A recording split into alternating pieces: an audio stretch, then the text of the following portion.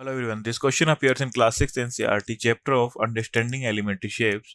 This is fourth question of its exercise 5.1.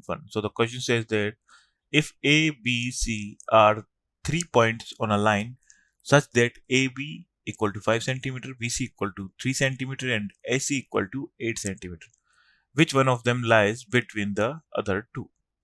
So हमें given है AB equal to 5 centimeter, BC equal to 3 centimeter and AC equal to 8 centimeter. So now it's clear AC equal to AB plus BC.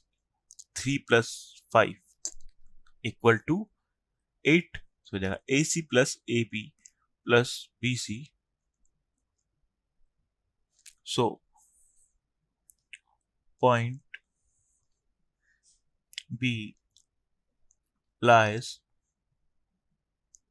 between A and C. That's the final answer. Thank you.